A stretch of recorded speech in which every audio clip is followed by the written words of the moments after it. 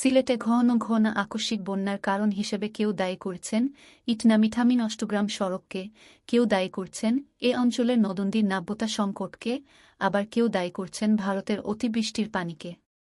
সম্প্রতি যুক্তরাষ্ট্রের নাসার Goddard Space Flight Center, North Carolina State University, ভারতের ইনস্টিটিউট অব ট্রপিক্যাল মিটিওরোলজি এবং বাংলাদেশের জাহাঙ্গীরনগর বিশ্ববিদ্যালয়ের একদল গবেষকের গবেষণায় উঠে এসেছে এ সংক্রান্ত গুরুত্বপূর্ণ এক তথ্য। গত ডিসেম্বরে রয়্যাল মেটিওরোলজিক্যাল সোসাইটির জার্নালে প্রকাশিত এ গবেষণায় বলা হয়, গত 4 দশকে ভারতের মেঘালয়, আসাম এবং বাংলাদেশের সিলেট অঞ্চলে বর্ষাকালীন বৃষ্টিপাতের পরিমাণ কমতে থাকলেও একদিনে অতি ভারী বৃষ্টিপাতের ঘটনা 4 গুণ বেড়েছে। জলবায়ু পরিবর্তনের ফলে এ অঞ্চলের বৃষ্টিপাতের ধরন পাল্টাচ্ছে, যা সিলেট অঞ্চলে ঘন ঘন আকস্মিক বন্যা সৃষ্টি করছে বলে গবেষণায় বলা হয়েছে।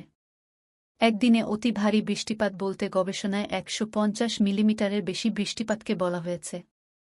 বাংলাদেশ আবহাওয়া অধিদপ্তর ও বাংলাদেশ পানি উন্নয়ন বোর্ড সংশ্লিষ্ট কর্মকর্তারা এবং বাংলাদেশ প্রকৌশল বিশ্ববিদ্যালয়ের বুয়েট পানি ও বন্যা ব্যবস্থাপনা ইনস্টিটিউটের বিশেষজ্ঞ অধ্যাপকও একদিনে অতিবৃষ্টির ঘটনা বৃদ্ধিকে সাম্প্রতিক বন্যা ও জলাবদ্ধতার অন্যতম কারণ হিসেবে পর্যবেক্ষণ করেছেন বলে জানিয়েছেন।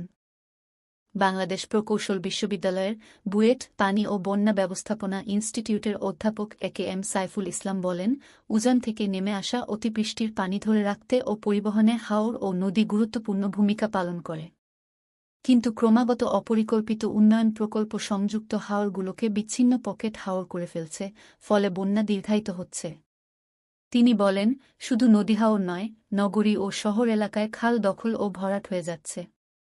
ফলে অতিবৃষ্টিতে চরম জলাবদ্ধতা দেখা দিচ্ছে। এছাড়াও পাহাড় টিলা কাটা ও অবাধে বৃক্ষনিধনের ফলে ভূমিক্ষয় দেখা দিচ্ছে, যা নদীহাওর সহ সব ধরনের জলাভূমির তলদেশ ভরাট করে বন্যা পরিস্থিতি দুর্বিষহ করে তুলছে।